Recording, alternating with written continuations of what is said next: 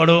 मुन्ने हाथ धोकर यहाँ आओ और खाना खा लो, उसकी माँ ने पुकारा, मगर उसने नहीं सुना। उसको बुलाने के लिए उसकी माँ को ही कमरे में आना पड़ा। उसकी खाने की जरा भी रुचि नहीं थी, न ही उसे भूख लग रही थी, किंतु माँ की हठ के कारण उसने थोड़ा सा खाना खा लिया। हाथ धोकर वह फिर चारपाई पर जाकर लेट गया। इस तरह पड़े पड़े साँझ हो आई। तभी उसने टन टन घंटी की आवाज़ सुनी। उसे अपने कानों पर विश्वास नहीं हो रहा था। यह तो कालू की घंटियों की आवाज़ थी। जब मुन्ना ने कालू के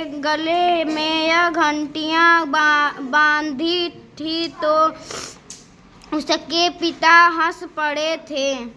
मैंने गाय बैलों के गले में तो घंटियाँ बंधी देखी है, बकरियों के गले में भी देखी है, किंतु गधे के गले में नहीं। पिता ने मुन्ने को चिढ़ाया था।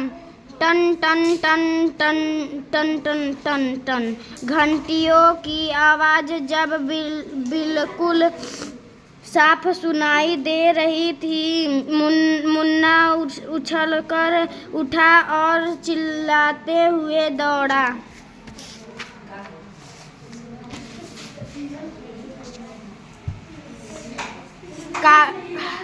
कालू कालू तुम लौट आए। मुन्ना की आवाज़ सुनकर कालू भी उसकी ओर दौड़ा।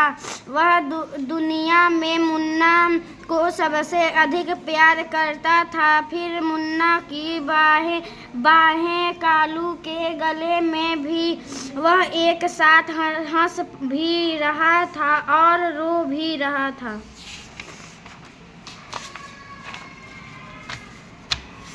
कालू तुम वापस आ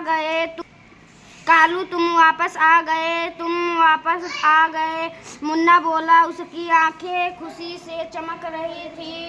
बाबूजी अपने बेटे को इतना खुश देखकर प्रसन्न थे कि उस नन्हे गधे को किसी ने नहीं खरीदा। मुन्ना अधिक से अधिक समय कालू के साथ बिताता।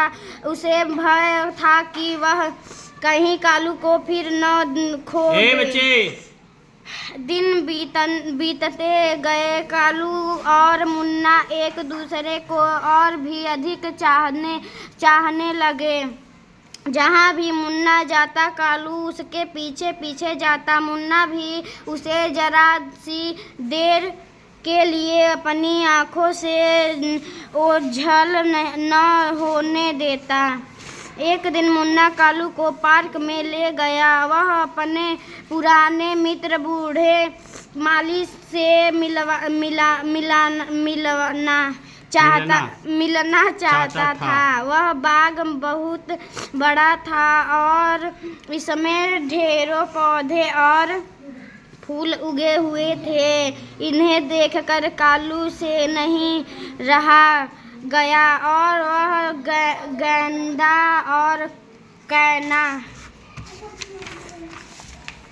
बस हो गया, रहने दो। इतना पढ़े पढ़ो।